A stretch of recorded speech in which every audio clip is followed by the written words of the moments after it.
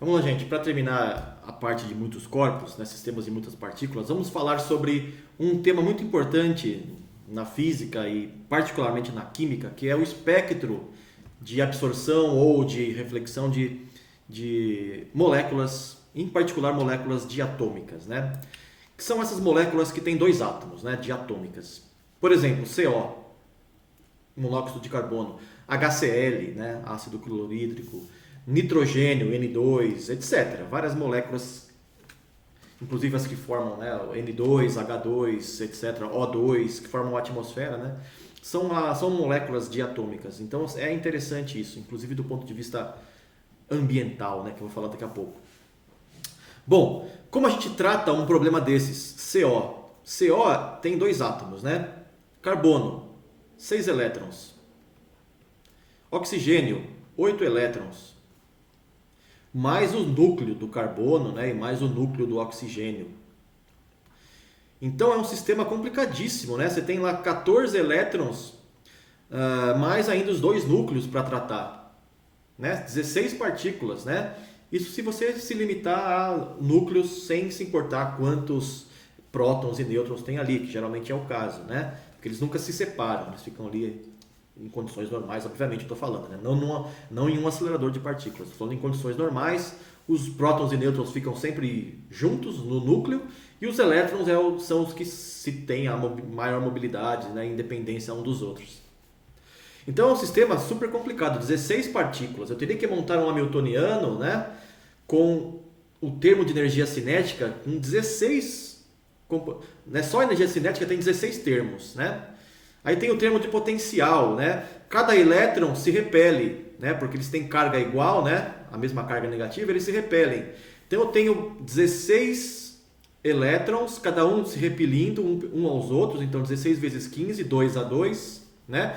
8 vezes 15 aqui, um monte de termos de potenciais, né? Mais o potencial de atração de cada elétron com o núcleo, né? Então você tem 14 elétrons e 2 núcleos. Então você tem mais isso aqui de termos de atração entre elétron e núcleo, mais o termo de repulsão entre os núcleos. Então a energia potencial tem um monte de termo também. Certo? Na prática é inviável resolver essa equação, a equação de Schrödinger, com tanto termo assim, né? Então a gente tem que usar aproximações, né, para alguns fenômenos físicos de interesse. Então o que eu vou falar aqui é o seguinte, ó, essa aproximação para uma molécula diatômica a gente vai descrever a vibração dela e a rotação.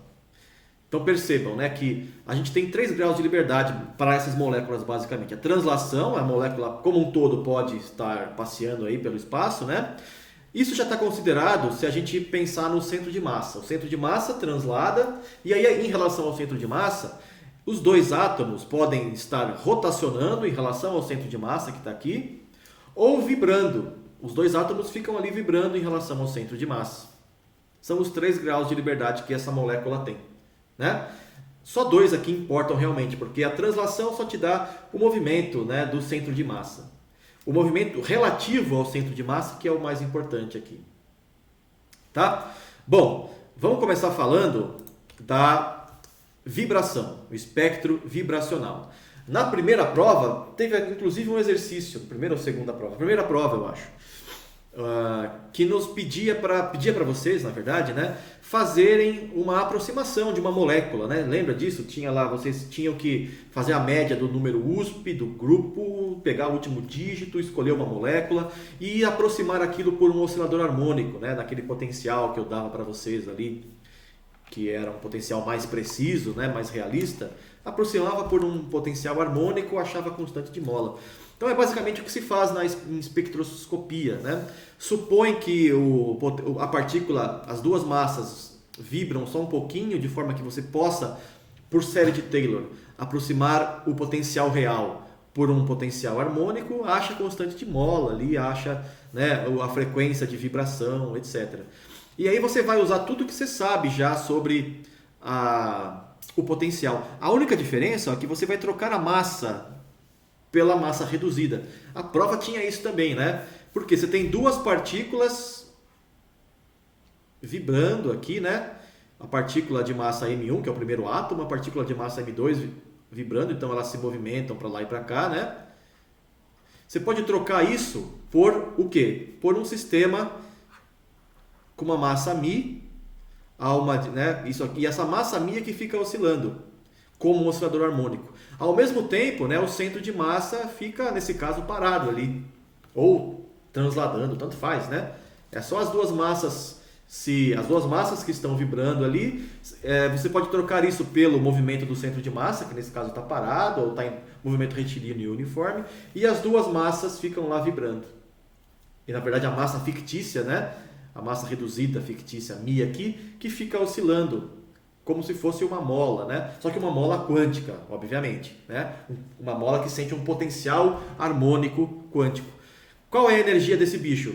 A gente viu isso, eu fiz para vocês a conta quando eu falei de mecânica quântica 3D. No caso de um oscilador harmônico tridimensional, que é o caso aqui, a energia é dada por esta expressão aqui, em função de númerozinhos quânticos n, né? Pode ser qualquer inteiro.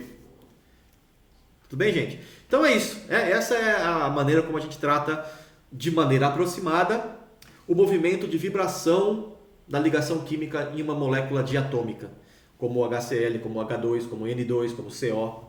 Tudo bem? É uma aproximação semiquântica, né? Porque não estou levando em conta os elétrons aí, percebe? Não? Eu peguei o átomo, a molécula original, que era 2 núcleos e um monte de elétrons aqui ao redor, né?